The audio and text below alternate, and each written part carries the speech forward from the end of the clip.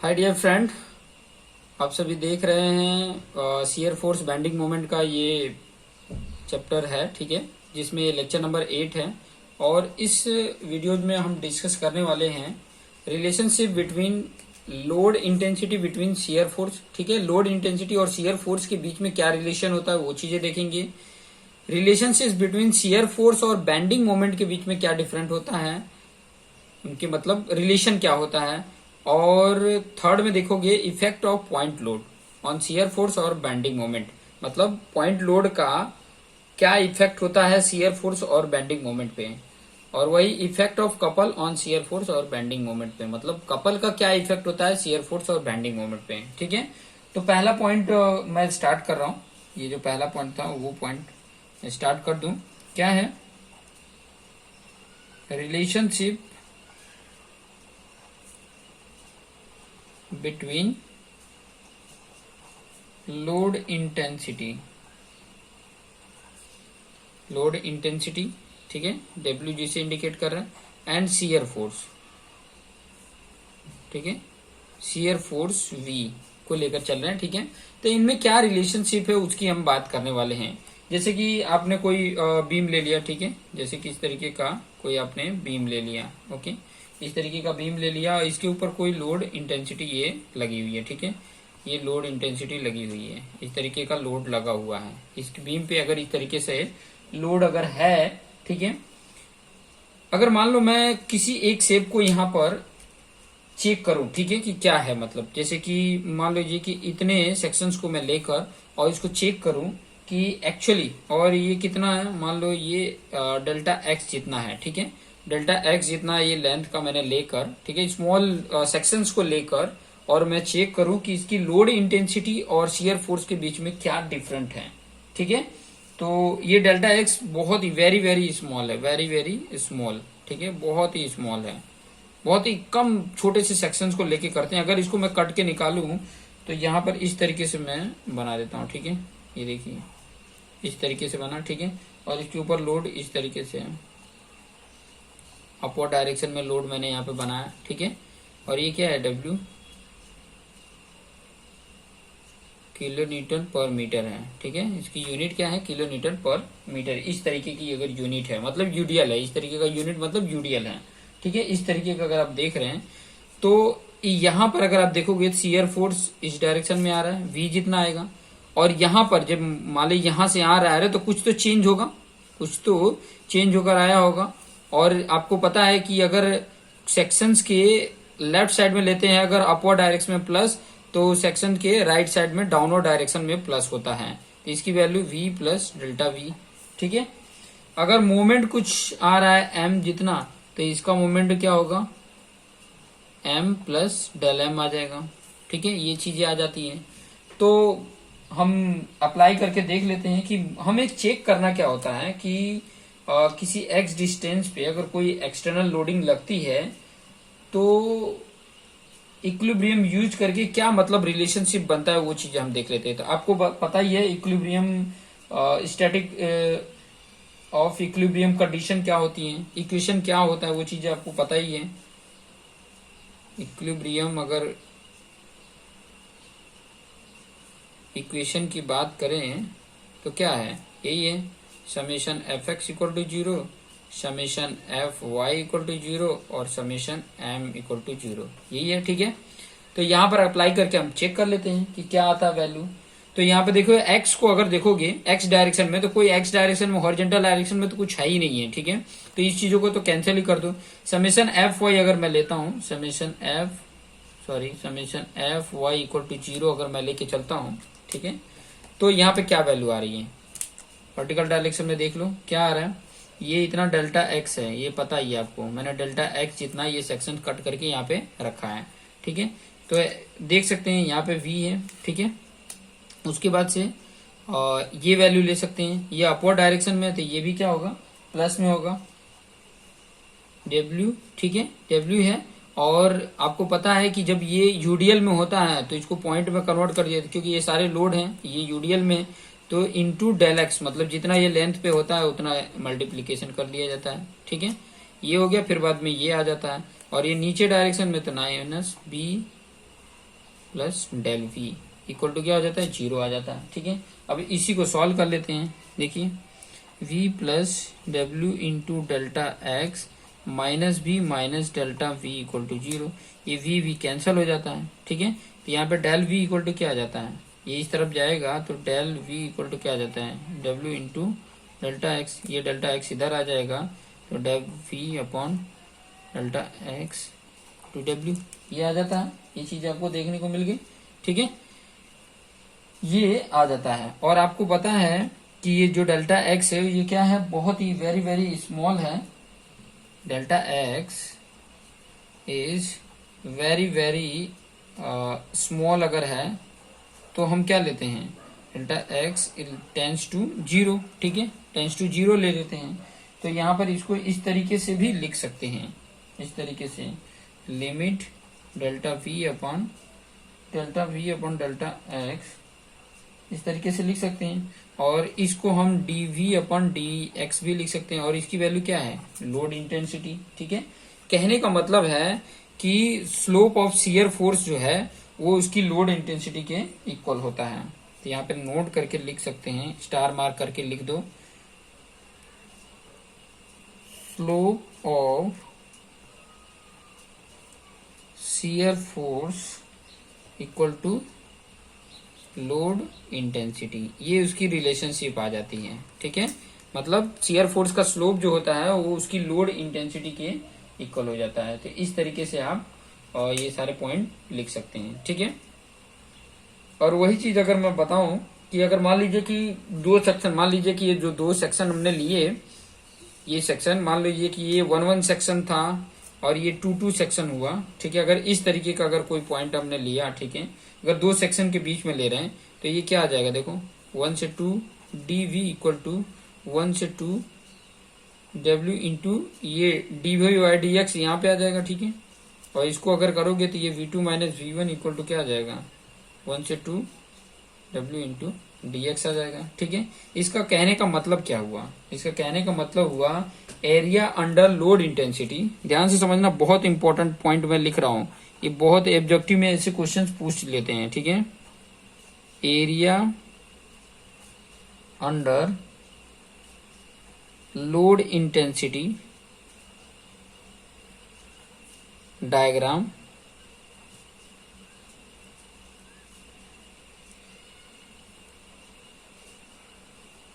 between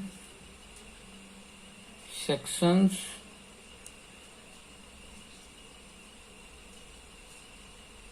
दो sections. ठीक है, ये इस चीजों को इंडिकेट करता है। ठीक है, इस चीजों को इंडिकेट करता है। कहने का मतलब क्या हुआ, कहने का मतलब ये हुआ कि चेंज इन शियर फोर्स जो है between two section equal to area under, यहाँ पे ये जो ये जिसके इक्वल है, ये किसके इक्वल है, change in shear force equal to करके लिख लेंगे कि एरिया अंडर इंटेंसिटी डायग्राम। ठीक है, एरिया अंडर इंटेंसिटी डायग्राम, ये चीजें अपने देख लिए। दूसरा रिलेशनशिप हम देख लेते हैं, दूसरा रिलेशनशिप के बारे में हम बात कर लेते हैं। दूसरा रिलेशनशिप क्या है, रिलेशन बिटवीन शियर फोर्स और बेंडिंग मोमेंट। ठीक है, उसके बारे में भी हम देख लेते हैं क्या है। सबसे पहले तो हम पॉइंट लिख लेते हैं, क्या बोल रहा है। जो दूसरा है रिलेशनशिप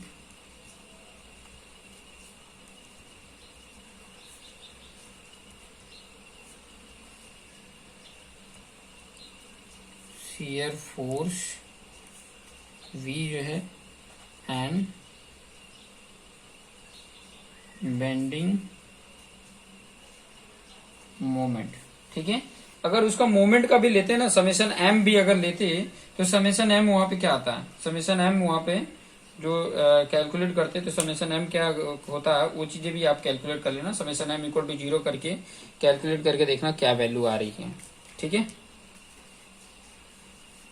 तो चलिए ये वाला पॉइंट को भी हम देख लेते हैं कि इस वैल्यू में क्या बोल रहा है। ठीक है, तो इस वैल्यू में भी वही सेक्शन को अगर मैं लूं, यहाँ पे ध्यान देना, अगर उस सेक्शन में ये वैल्यू को मैं लेता हूं,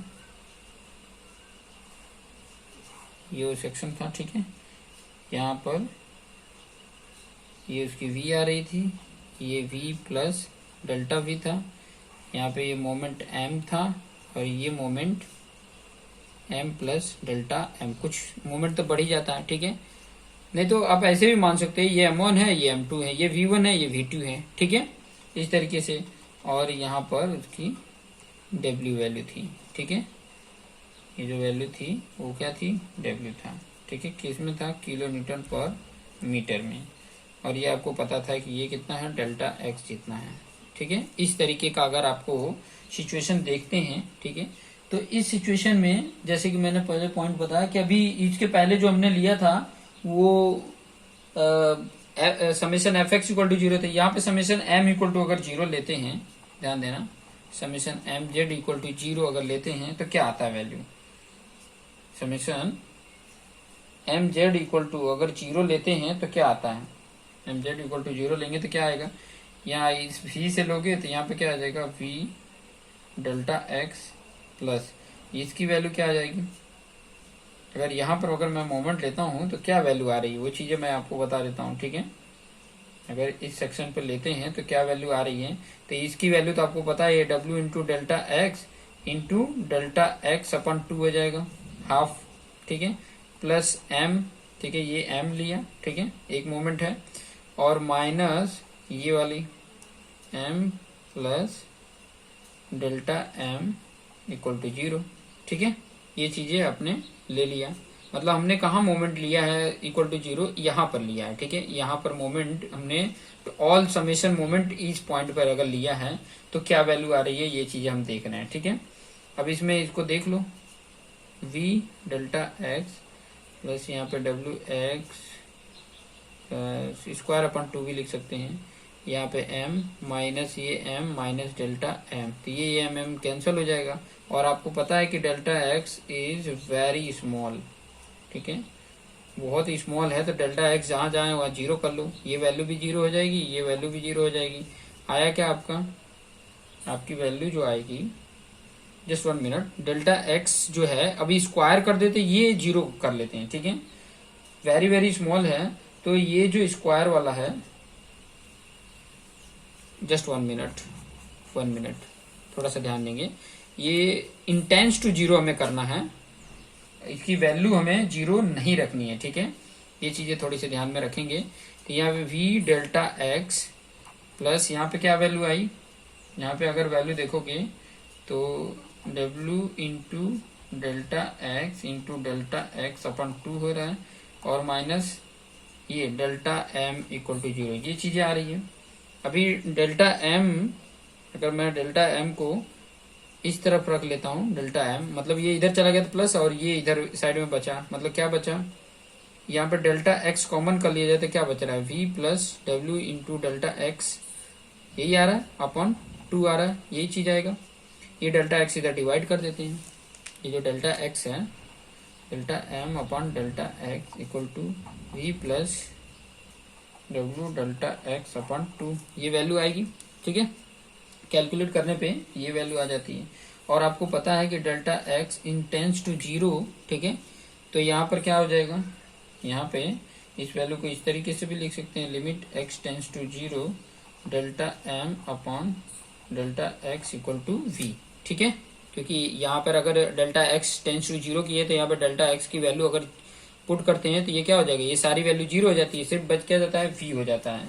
मतलब यहाँ पर इस तरीके से भी लिख सकते हैं, dm upon dx equal to v, ठीक है। और इसका मतलब क्या हुआ, ये जो वैल्यू आ रही है इसका मतलब ये हुआ कि slope of bending moment diagram, बहुत इंपॉर्टेंट पॉइंट मैं लिख रहा हूं यहाँ पे, slope of bending moment diagram is equal to, किसके बराबर हो रहा है, slope of bending moment diagram is equal to shear force, ये चीजें यहाँ पर बता रहा है। और अगर हम दो सेक्शंस को लेकर चलते हैं, अगर दो सेक्शंस की अगर जो मैं बात कर रहा हूँ, दो सेक्शंस 1 और 2 को लेकर चलते हैं तो क्या आता है, ये आता 1 से 2 dm इक्वल टू 1 से 2 v इंटू dx, ठीक है, ये होता, ठीक है। और इसका कहने का मतलब ये क्या है, m2 माइनस m1 होता और यहाँ पर 1 से 2 VDX। इसका मतलब ये हुआ, यहाँ पे ध्यान से समझ लेना, यहाँ पे बोल रहा है कि change in bending moment, change in bending moment between two section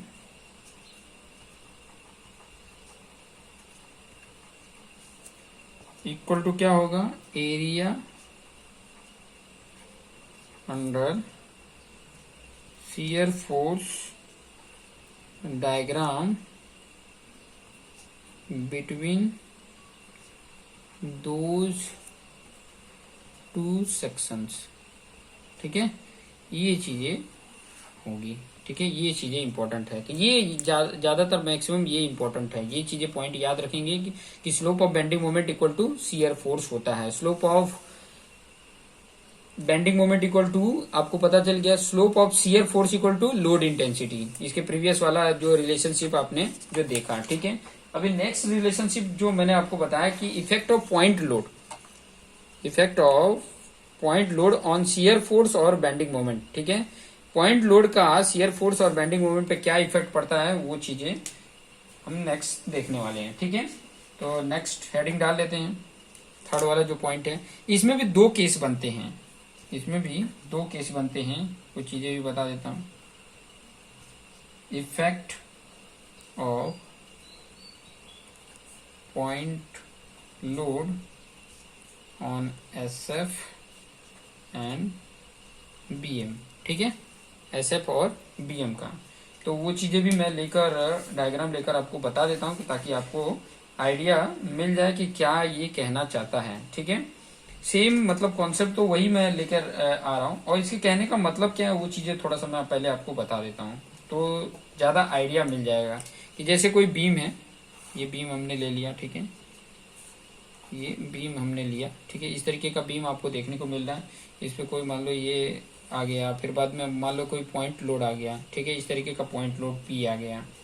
okay, और ये मान लीजिए W है। ठीक है, या कोई मोमेंट आ गया। ठीक है, कोई कपल आ गया।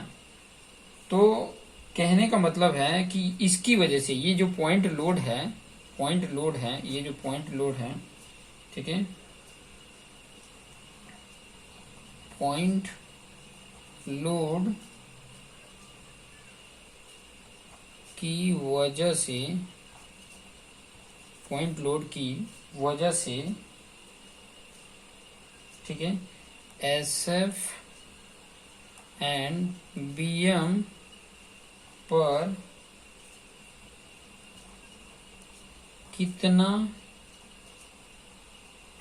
चेंज आएगा। ठीक है, कितना चेंज आएगा वही चीज हमें पता करना है। कहने का मतलब है कि ये जो लोड है इसके जस्ट यहाँ पे या लेफ्ट साइड पे, जस्ट यहाँ पे मान लो इसके लेफ्ट साइड पे V1, इसके राइट साइड पे V2, इसके जस्ट लेफ्ट साइड पे अगर मोमेंट की बात करें तो M1, और इसके जस्ट राइट साइड पे इसका M2 हो। ठीक है, इस तरीके का बेंडिंग मोमेंट आ रहा है, तो इसमें क्या चेंज होगा उसी की यहाँ पर हम बात करने वाले हैं। तो मान लीजिए ये वाला जो है ना सेक्शन, ठीक है, इतने सेक्शन को मैं कट कर लेता हूँ। ये सेक्शन को मैं अगर कट कर लेता हूँ, ठीक है, और कट करके मैं यहाँ पे निकालता हूँ, यहाँ पे इस तरीके से देख सकते हैं, ये कट करके मैंने निकाला, और मान लीजिए उसका लेंथ Δx इतना हो। ठीक है, और मैं केस ले रहा हूँ कि अपवर्ड डायरेक्शन में अगर उसकी जो पॉइंट लोड है वो अपवर्ड डायरेक्शन में लोड हो, ये P अपवर्ड डायरेक्शन में लोड है, तो ऐसे लिख सकते हैं। ठीक है, केस 1 में इस तरीके से लिख सकते हैं कि upward point load, upward direction में पॉइंट लोड। ठीक है, चलो कोई बात नहीं, मैं लिख ही देता हूं। Effect of upward acting point load in SF and BM। ठीक है, SF और BM का क्या मतलब इफेक्ट होगा अगर इस तरीके से होता है तो। ठीक है, तो आपको पता ही है कि ये यहाँ पर इसका V होगा। ठीक है, और इस डायरेक्शन में नीचे प्लस होगा तो ये v प्लस डेल्टा वी। और मोमेंट की अगर बात करें तो यहाँ पर अगर m तो यहाँ पर क्या हो जाएगा m प्लस डेल्टा m। ये कंडीशन से अप्लाई कर दीजिए। और आपको पता ही है कि इक्विलिब्रियम जो इक्वेशन है वो क्या है, summation F X equal to zero, summation F Y equal to zero और summation M Z equal to zero, ये होता है। ठीक है, अब इस कंडीशन में एक्स डायरेक्शन में तो कोई लोड है नहीं, तो वहां पे तो कोई वैल्यू ही नहीं आएगी। ठीक है, वहां पे तो कोई रिएक्शन है ही नहीं है, तो वो वैल्यू आएगी नहीं। तो हम लेके चलते हैं summation F Y equal to zero. ये अगर y इक्वल टू जीरो लेकर चलते हैं तो क्या वैल्यू आ रही है वो चीजें मैं आपको दिखा देता हूँ। ठीक है, यहाँ पे v आएगा, अपवर्ड डायरेक्शन में है तो प्लस, ठीक है, v प्लस ये p माइनस ये v माइनस डेल v हो जाएगा इक्वल टू जीरो हो जाएगा। अब यहाँ v तो कैंसल, यहाँ पे क्या आ जाएगा del v equal to p आ जाता है, ये आ जाता है। मतलब चेंज जो हो रहा है इसमें वो किसके कारण होता है, उसके जो लोड है उसी के कारण चेंज आ रहा है। ठीक है, उसकी जो लोड है उसी के कारण ये चेंज आ रहा है। ठीक है, तो आप यहाँ पर नोट करके ये लिख सकते हैं, नोट करके लिख सकते हैं कि जो उसके अंदर चेंज आएगा, शियर फोर्स में जो चेंज आएगा वो क्या चेंज आएगा, वो चीजें मैं यहाँ पर लिख कर बता देता हूं। अपवर्ड और पॉजिटिव आ रहा है, पॉजिटिव आ रहा है मतलब इंक्रीज करेगा। ठीक है, del V equal to P है, मतलब पॉजिटिव मतलब इंक्रीज करना। तो upward acting point load increase shear force by that amount only. ठीक है, केवल उतना ही अमाउंट करेगा। ठीक है, अभी ये तो हमने शियर फोर्स का ले लिया। ठीक है, मोमेंट का भी ले लेते हैं। मोमेंट के लिए क्या होगा, summation M Z equal to zero, summation M Z equal to zero लोगे तो क्या क्या वैल्यू आ रही है, देखो एम आएगा। ठीक है, अगर मान लीजिए सिर्फ यहाँ पर ये पॉइंट पे लेके चलते हैं, अगर इस पॉइंट पे अगर मैं मोमेंट लेके चलता हूं तो क्या वैल्यू आ रही है, चाहे इस पॉइंट पे ले लो चाहे इस पॉइंट पे ले लो, कोई फर्क पड़ता नहीं है। ठीक है, इस पॉइंट पे देखो तो ये देखो एम आ गया, फिर बाद में ये एंटी क्लॉकवाइज है तो minus M minus del M हो जाएगा। ठीक है, फिर उसके बाद से वैल्यू अगर आप लेते हो तो ये वैल्यू अगर यहाँ पर लेकर चल रहे हो, ठीक है, तो ये वैल्यू यहाँ पर ले देखो, यहाँ पर लेगो तो देखो यहाँ पे दो वैल्यू है, तो हम प्रयास करेंगे कि ये दोनों वैल्यू जीरो हो तो यहाँ पर मोमेंट लेके चलेंगे।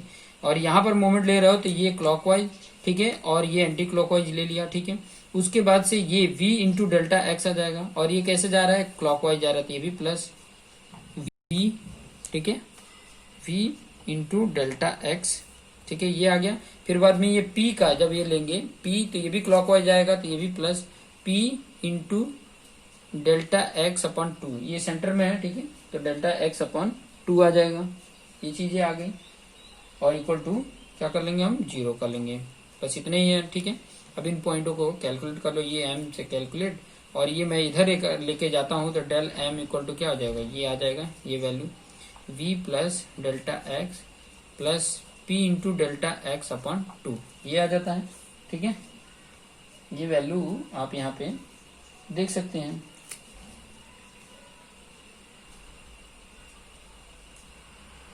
यहाँ पे अगर सारा कैलकुलेट अगर किया जाए तो क्या वैल्यू आ रही है वो चीजें मैं आपको यहाँ पर बता देता हूँ।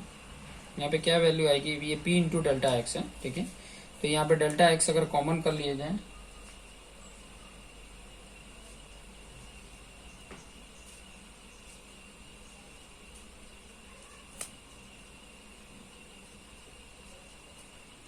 तो यहाँ पर आप देख सकते हैं कि जो नेक्स्ट चौथा केस है, ठीक है, चौथा जो पॉइंट है उसमें अगर कपल का इफेक्ट क्या पड़ता है एसएफ और बीएम पे, तो वो चीजें बता देते हैं कि जैसे कि मैंने कोई पॉइंट पे ऐसे अगर कपल है, ठीक है, M0 है, तो वहां पर क्या इफेक्ट होगा, तो वो इफेक्ट मैं यहाँ पर बता देता हूँ आपको, ध्यान से रखिएगा। ठीक है, अगर इस तरीके का इफेक्ट होता है तो delta v equal to zero होता है और delta m equal to M O, उसी अमाउंट जितना होता है। बस ये कंडीशन याद रखिएगा, पॉइंट ये लिख लीजिए, ये किस तरीके से है देखिए, क्लॉकवाइज अगर है, पहला इसमें लिख सकते हैं क्लॉकवाइज अगर होता है, क्लॉकवाइज कपल अगर है तो उसके लिए क्या होता है, दूसरा केस लिख सकते हैं कि एंटी क्लॉकवाइज अगर कपल है, ठीक है, anti clockwise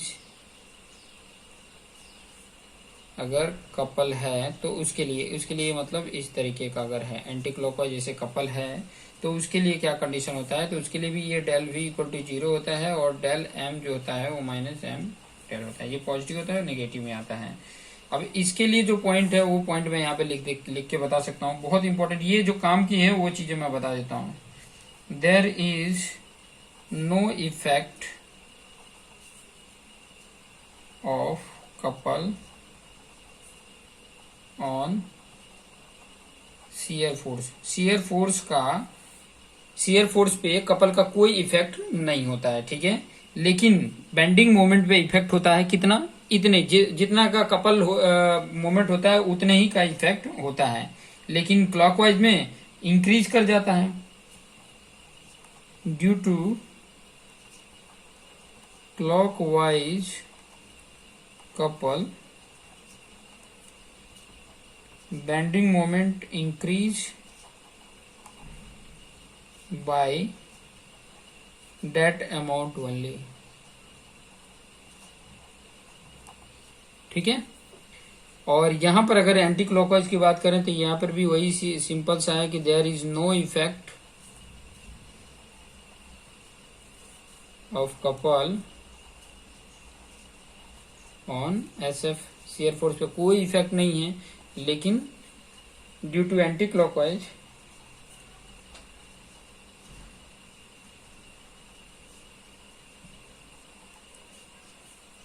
couple bending moment decreases same amount only, ठीक है, उसी अमाउंट से बट डिक्रीज करेगा, ये चीजें इंपॉर्टेंट पॉइंट थे। नेक्स्ट वीडियोज में कुछ कैलकुलेशन से रिलेटेड मैं लेकर आऊंगा और आपको एक्सप्लेन करके बताऊंगा कि किस तरीके से उसके एसएफडी और बीएमडी डायग्राम ड्रॉ होते हैं, वो नेक्स्ट वीडियो में मैं आपके पास लेकर आऊंगा। तो देखते रहिए और अपने आप को बेस्ट बनाते रहिए। Thank you for watching this video.